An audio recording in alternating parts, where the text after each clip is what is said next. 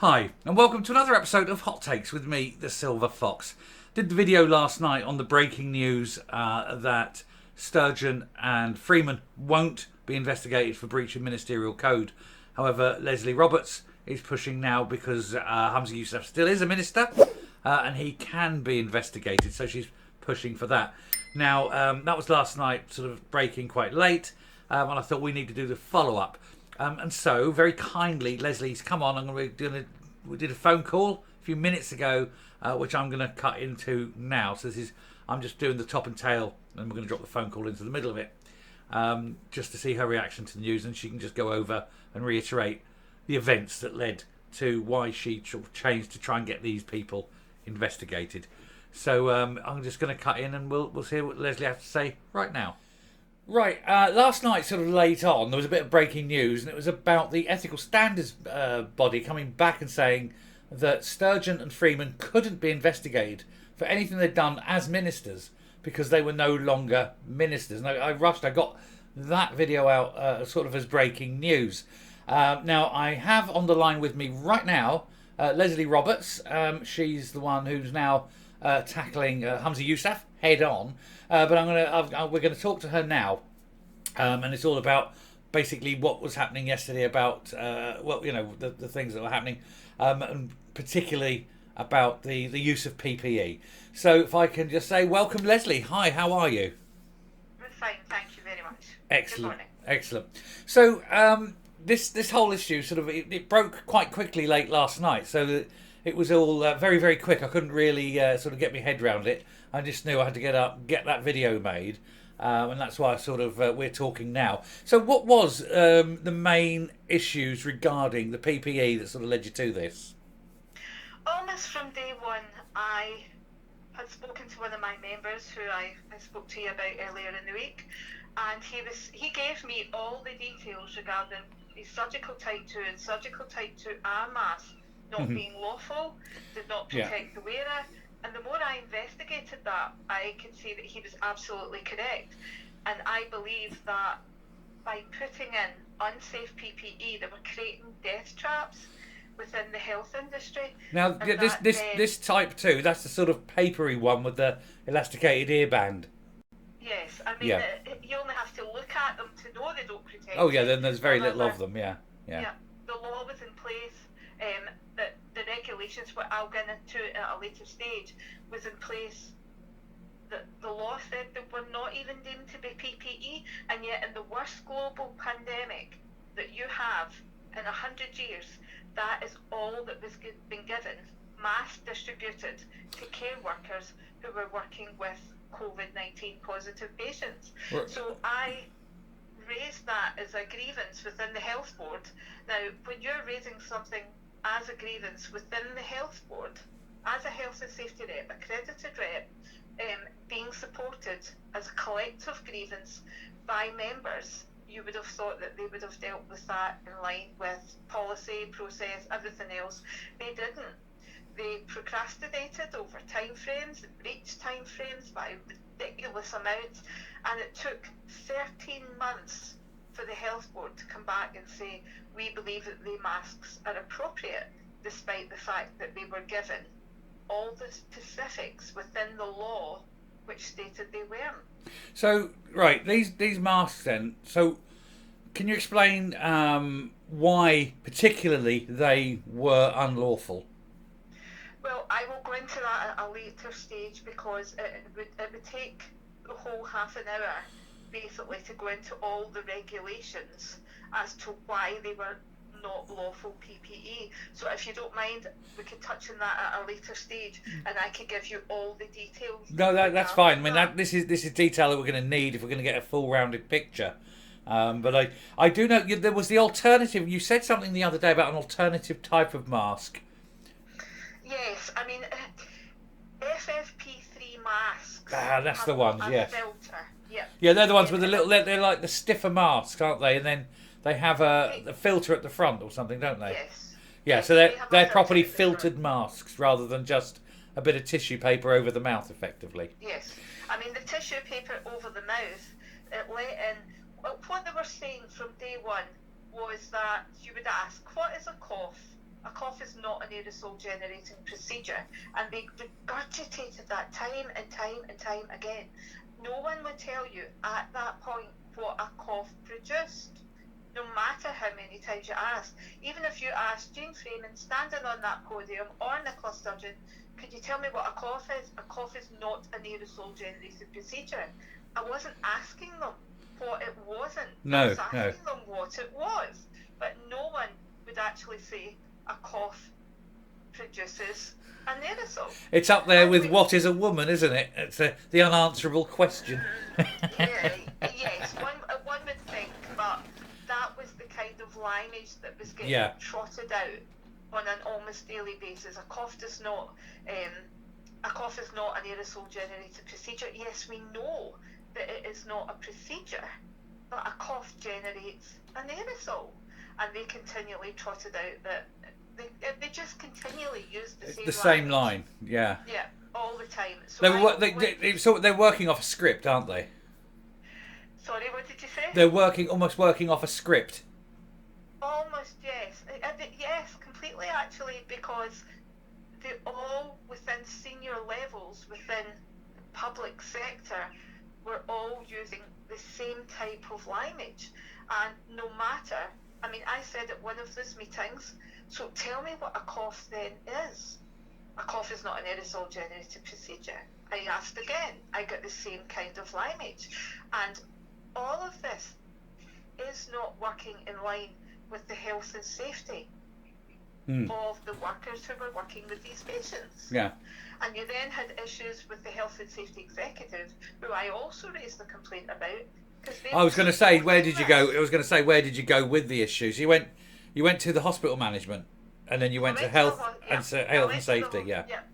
I went to the union as well at the start and said, we know these masks don't protect. I mean, from day one, there was a report on the HSE website from 2009, which I can give you the details about at a later stage, and it was stating that at no point should anybody be working with these masks if it was a coronavirus. So if that was on the HSE website from 2009, why was that then suddenly upturned and changed when we had the worst global pandemic in 100 years? Yeah. Now you've gone to ethical standards over this, haven't you? I went through the route of many organisations to try and get answers. I spoke to the HSE and I wrote to them 9 times. They answered me once to tell me that these masks were appropriate. Willie Rennie then supported me and went to the HSE on my behalf because they would no longer correspond with me, and they also wrote the same to Willie Rennie. It was the same type of lineage again. Willie Rennie has wrote to numerous people. He's been an absolute champion in all of this. He wrote to numerous people saying, we know these masks do not protect the wearer. Why are they being mass distributed? And I can show you all this information. And basically everybody was holding this, a cough is not an aerosol generated procedure. So we were going back to, it was almost like a circle. And you were just going round in circles trying to get anyone to actually answer a question, be held accountable. There was no accountability whatsoever. You're right. Now, specifically, the thing last night that came up with your sort of pointing the finger directly now at Hamza Yousaf, because of course he was the health secretary from 2021 till the beginning of this year. So that was, of course, straight through the middle of the pandemic. So he would most definitely have been the man responsible as the health secretary for the conventions that was happening at the time. And you're saying he knew that these masks were not PPE and he should have done something about it. Is that right? Well, the problem started with Jean Freeman. Yes. Because Jean Freeman was standing at the podium saying, yes, we're giving out the correct masks. I've even got information where she said that you get surgical type 2 and surgical type 2R, and one's to do with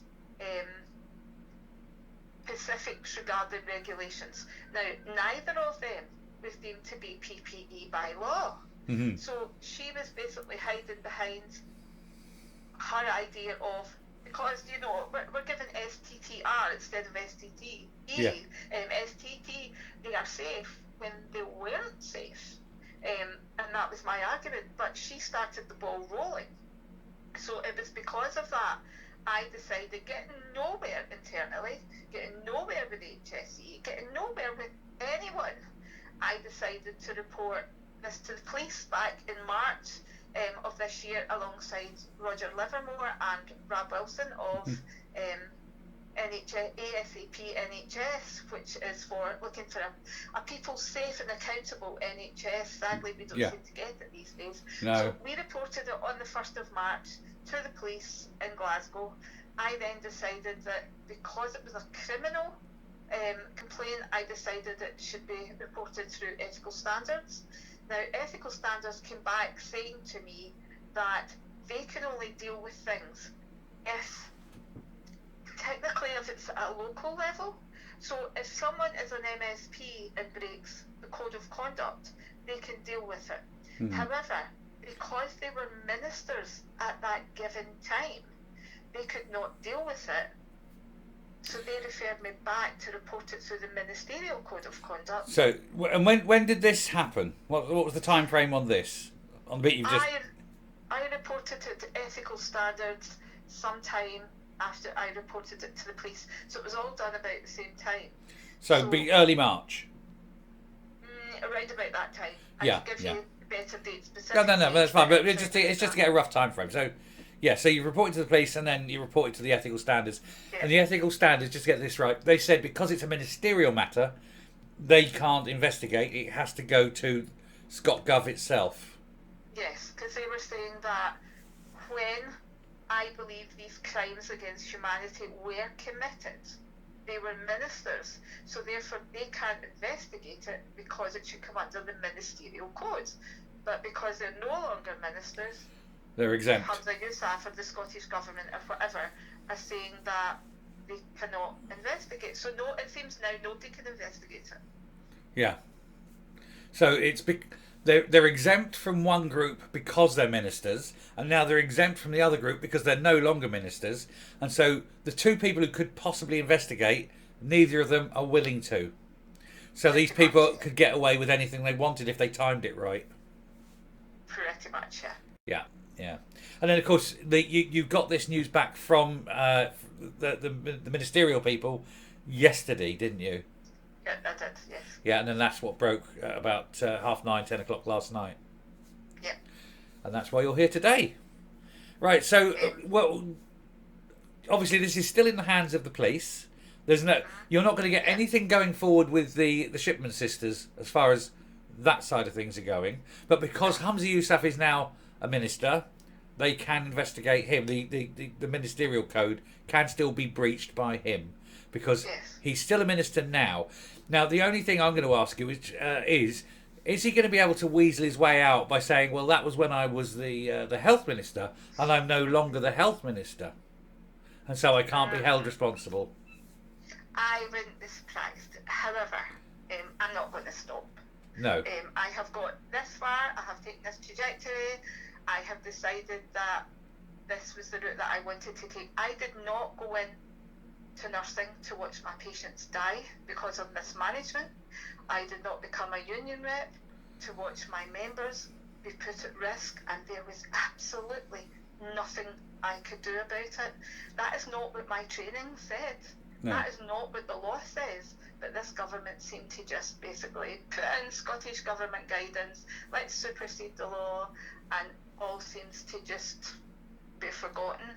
It can't be forgotten. People's lives matter. And if you let that go somewhere and you think that it's okay that if lives are lost, it's so wrong. And they're making themselves unaccountable. Yes. Yeah. And we'll be remembered in history for this. And I would hope we'll be remembered in the future as the history of the future. And I would like to think that they'll look back, people in the future will look back in this and basically say, how did that happen? Yeah. How did that happen? We say that we learn from mistakes, but do we? Really?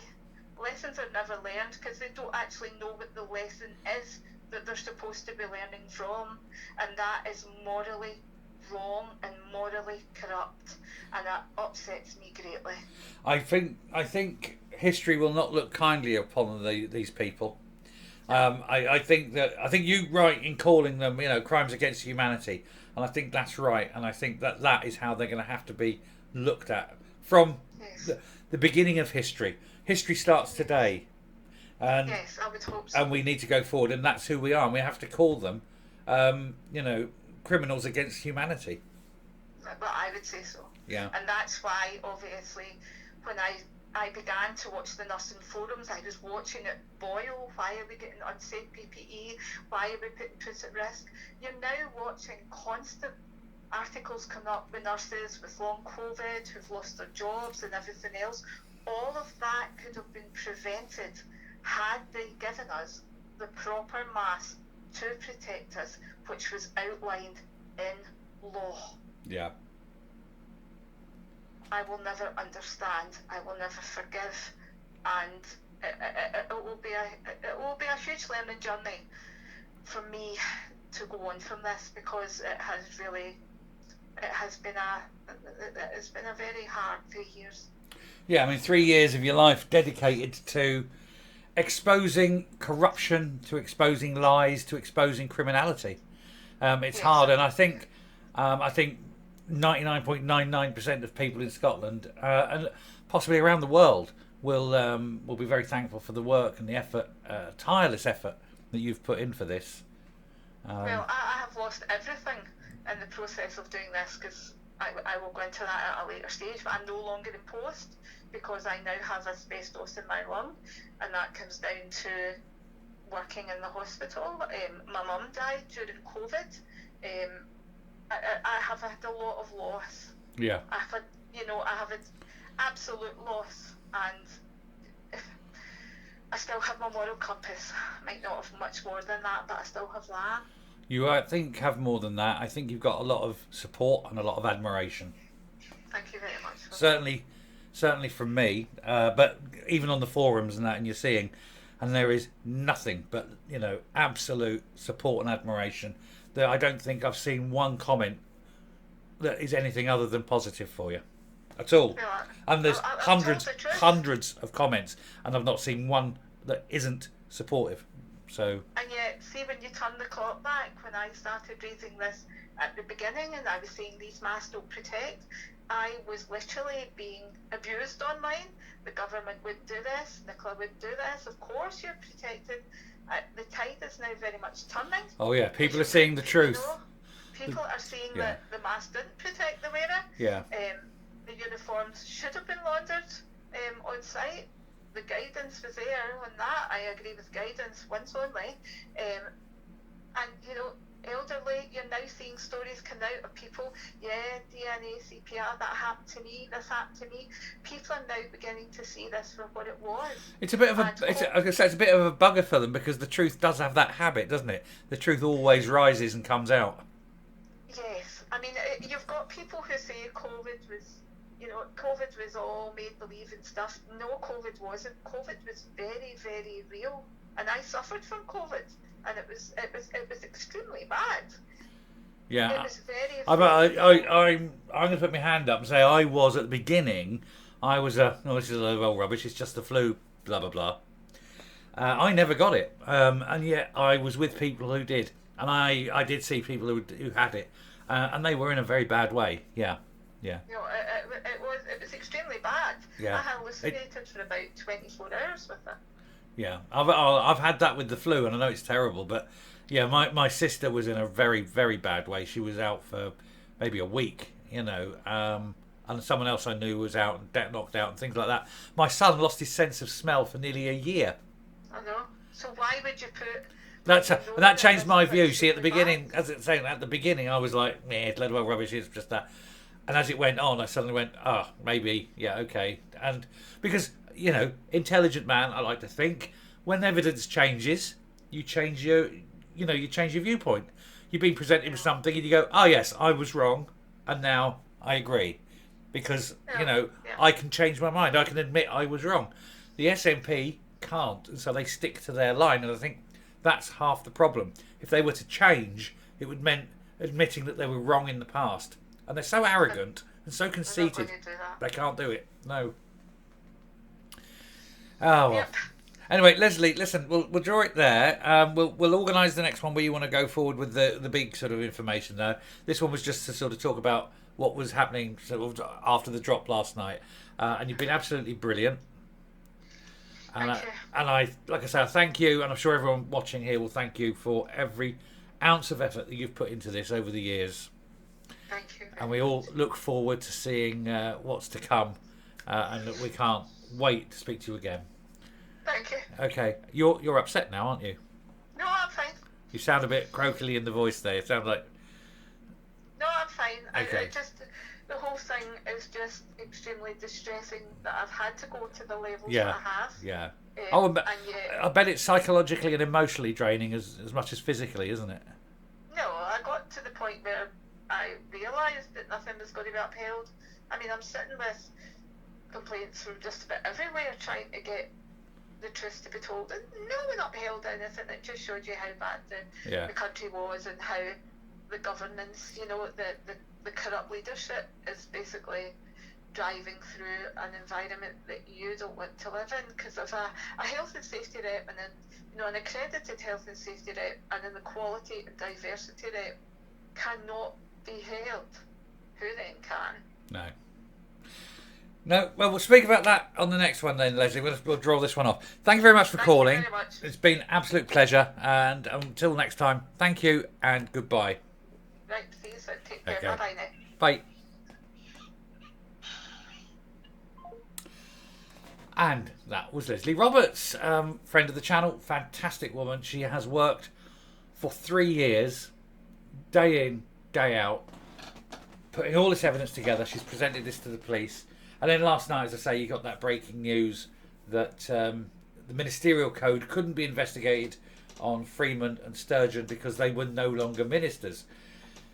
It seems a cop-out. It seems that for some reason the Scottish Government don't want to investigate these people because they know the results would be horrendous.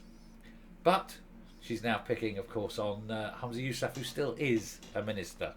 So I'd imagine he may well be worried. And of course, as well, as we heard in the phone call there, all this evidence is now with the police. They'll be investigating, and they aren't concerned with what job you have now. They look at what crime may or may not have been committed. So we will keep you updated. Anyway, I'm going to round off here, and I'll come up and we'll just finish this video off. Yeah, so that was Lesley Roberts. She is marvellous. She's such a brave woman. And the effort she's put in certainly does need all our support. So I'd ask you all to absolutely press like on this video because it then just spreads it out with the algorithm. It gets it out there and more people know about it. We are building momentum. Every video I'm doing about this subject is getting an increasing number of viewers. More people are seeing. And so as we go forward and drop more with Lesley and increasing that snowball effect, until hopefully everybody is aware of what has happened. Everybody can hold these people to account because it is undoubtedly some terrible things have happened on their watch, and things that they knew about. They absolutely knew about. But anyway, we'll call it quits there. Thank you very much for watching this, and obviously a big thanks to Lesley again. And I hope to see you on the next video. And so until then, stay safe, stay well, and remember, they all lie. Every single one of them. Bye.